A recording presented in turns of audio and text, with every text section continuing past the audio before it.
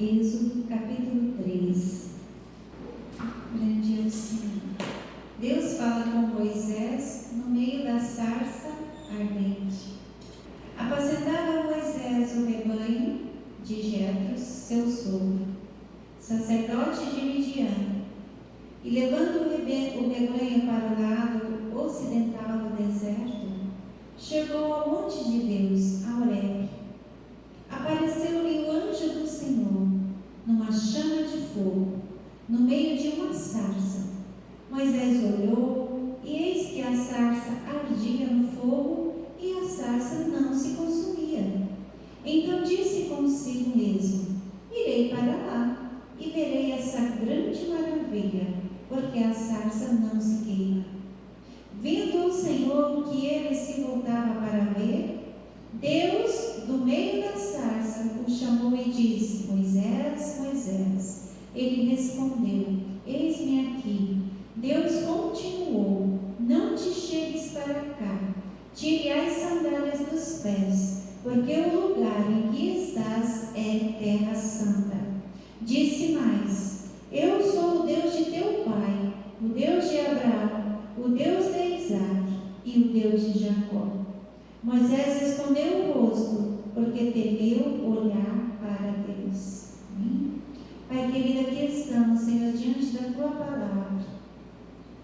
Clamamos, meu Deus, para que nos dê a inspiração, para ministrarmos aquilo que o Senhor deseja para nós nessa noite. Clamamos também, meu Deus, para que os corações se abram, para aprender a Tua palavra e para guardar os Teus ensinamentos, que sejam úteis, ó Deus, para as nossas vidas. Assim clamamos em nome de Jesus. Amém? Podemos assentar. A história de Moisés é bastante conhecida de todos nós. Nós sabemos do grande livramento que Moisés teve ao nascer. E nós sabemos como ele foi parar no palácio, como filho da princesa lá do Egito.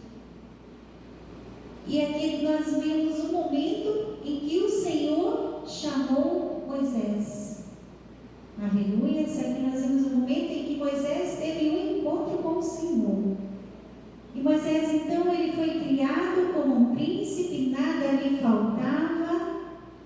E nas narrativas aqui, nós vemos que ele tinha um temperamento difícil. Se nós vimos aqui mais no capítulo 2, praticamente no versículo 11 em diante, que ao ver, um egípcio brigando com outro de Israel, ele foi lá e matou aquele egípcio. Então, Moisés, ele tinha um temperamento difícil. E após cometer esse erro, que mudou totalmente a vida dele, que de príncipe no palácio, ele passou a ser pastor de ovelhas. Aqui no capítulo 3 nós lemos. Então Deus, ele tinha um plano para Moisés. E aqui dessa passagem, Moisés já tinha aproximadamente 40 anos de idade. E aqui quando o Senhor, ele se apresenta para Moisés, ele fala: eu sou o Deus do teu pai, o Deus de Abraão, o Deus de Isaque e o Deus de Jacó. Então ele ainda não era o Deus de Moisés, mas aqui ele vai dizer. Aqui Moisés teve um encontro com o Senhor e Deus vai mudar a vida dele. E a partir desse momento Deus vai dizer: eu também sou o teu Deus, eu também te ajudo, eu também vou te fortalecer. Vai que eu serei contigo. Aleluia. E muitas vezes, nós estamos observando aqui o testemunho do Redrick. Muitas vezes, nós vimos os jovens vindo para a igreja. Eu também cresci na casa do Senhor. Então, muitas vezes, o Deus que nós estamos servindo são o Deus dos nossos pais. Não é aquele Deus em que nós temos a intimidade. Sofia também crescendo na casa do Senhor, o Redrick. E chegou um momento que ele... eu também quero fazer a diferença, eu também quero fazer parte do reino do Senhor de uma forma diferente, não é verdade? Porque tem aquele dia que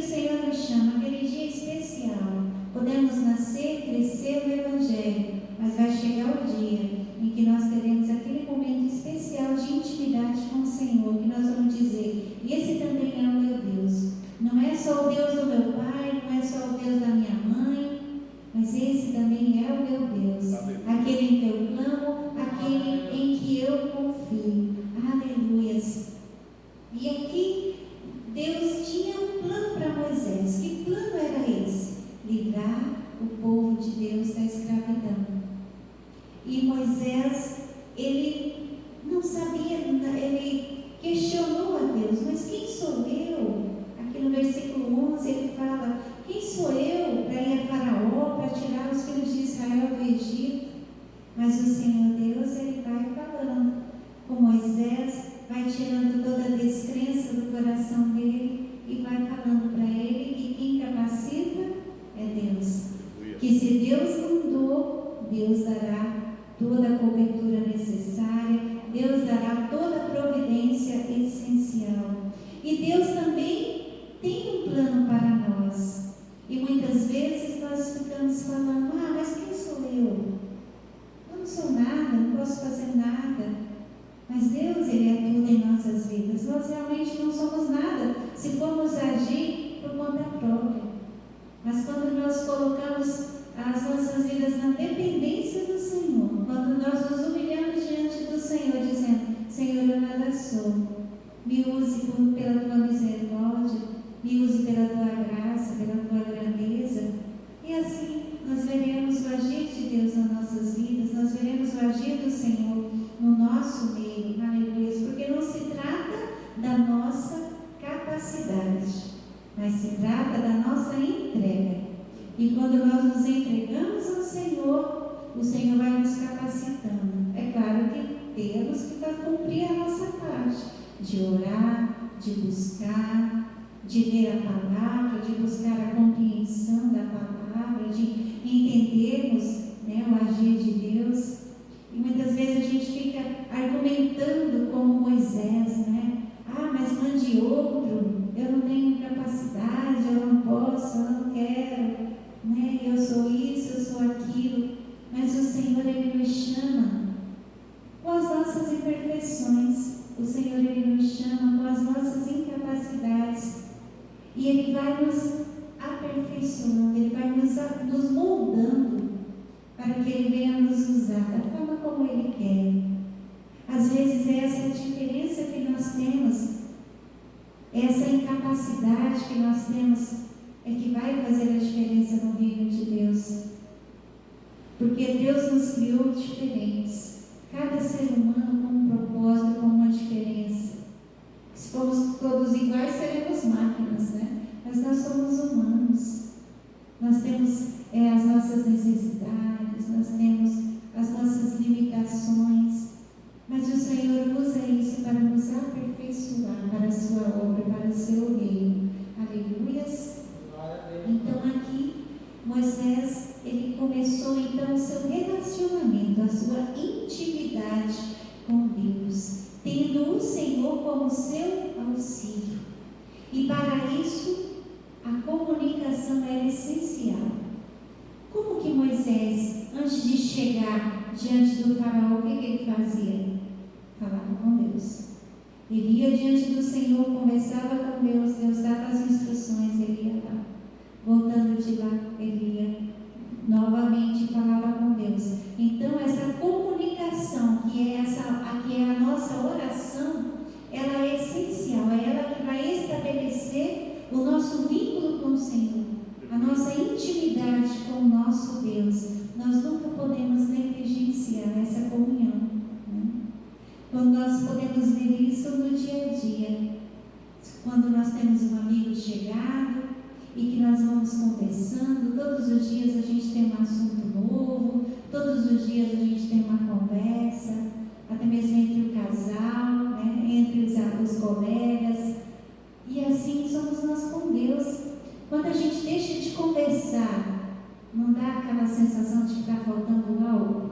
Quando a gente deixa de conversar com aquele que está dentro de casa, todo mundo já olha assim: será que fiz alguma coisa? Está de mal de mim? Geralmente a gente brinca: fulano está de mal de mim, não conversou comigo hoje, nos ambientes de trabalho, na escola. Então a gente sente aquela falta da conversa, da intimidade.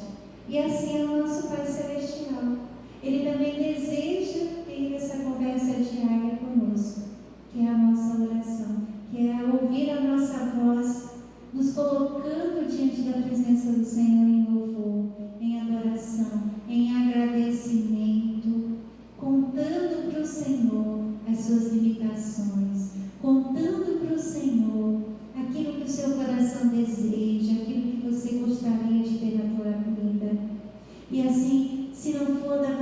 Deus, Deus vai tirando aquilo do teu coração e vai colocando aquilo que é o plano do Senhor para a tua vida. Vai colocando no teu coração aquilo que é propósito dele, para que isso seja para a eternidade, para que isso seja para a glória de Deus. Porque muitas vezes algumas coisas que nós ansiamos, que nós desejamos, é para essa vida aqui, é para esse agora. Mas o Senhor quer que nós pensamos, que nós procuramos e que nós esperamos aquilo que é eterno, aquilo que vai nos trazer a vida eterna, aquilo que vai nos levar para a eternidade. Aleluia. Moisés, ele daqui para frente, a partir do momento que ele teve essa intimidade com Deus, não foi tudo mil maravilhas. Ele foi ridicularizado, ele foi zombado, ele recebeu queixas dos israelitas, fizeram ele pecar.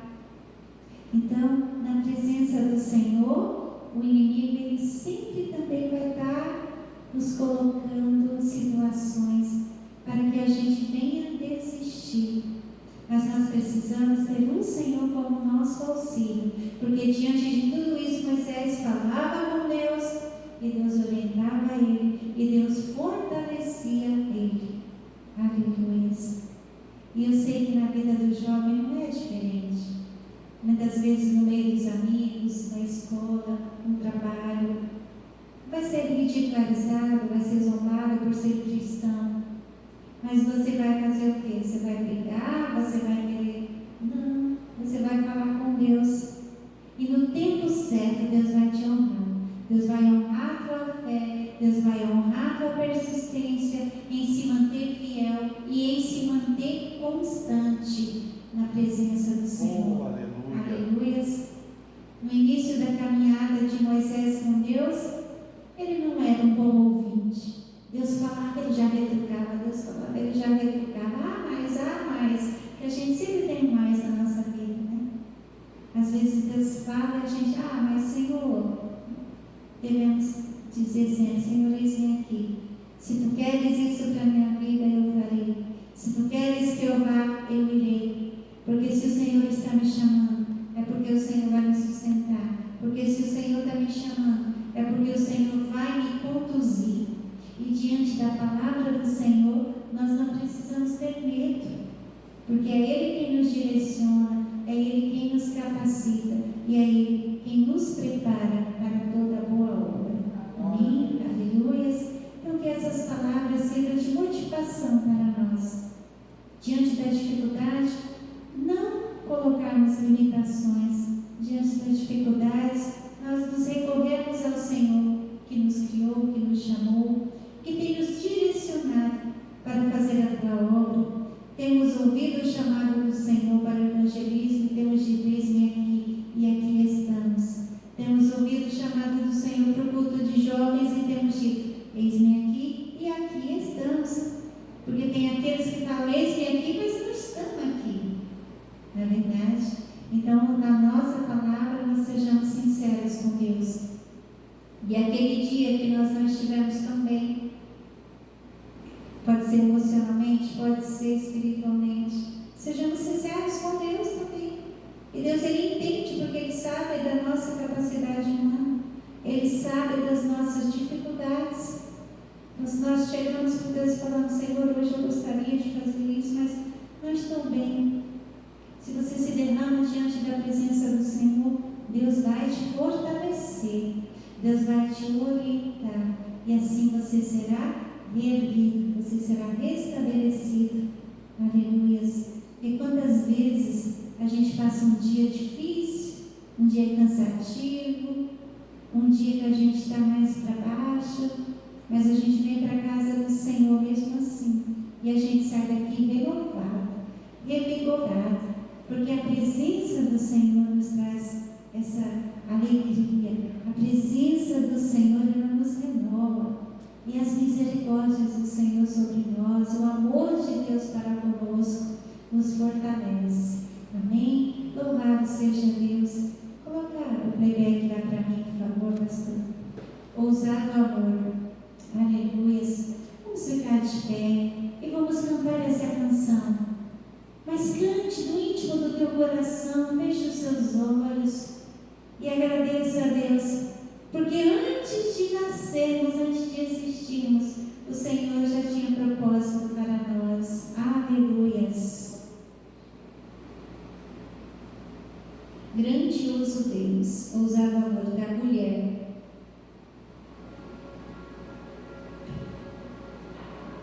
Santo Deus, grande Deus, aleluia.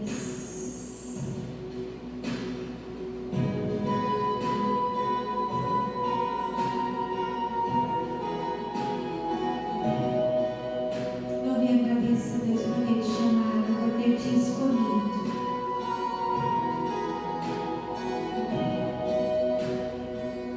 Antes de eu falar, tu cantavas sobre mim. Tu tem sido tão, tão bom pra mim. Antes de eu respirar, sopraste tua vida em mim. Tu tem sido tão, tão bom pra mim. Oh, impressionante, infinito e ousado amor de Deus. Oh, que deixa as 99 só pra me encontrar. Não posso comprar nem merecê-lo, mesmo assim se entregou. Oh, impressionante, infinito e ousado amor de Deus. Oh, aleluia. Graças te damos, Senhor, porque teu amor nos alcançou. Aleluia. Santo é o teu nome, Jesus. Inimigo eu fui, mas teu amor lutou por mim. Tu tem sido tão, tão bom pra mim. Não tinha valor, mas tudo pagou por mim. Tu tem sido tão, tão bom pra mim. Oh, impressionante, infinito e ousado amor de Deus. Oh, que deixa as 99 só pra me encontrar. Não posso comprar nem merecê-lo, mesmo assim se entregou. Oh, impressionante, infinito e ousado amor de Deus. Grande Deus.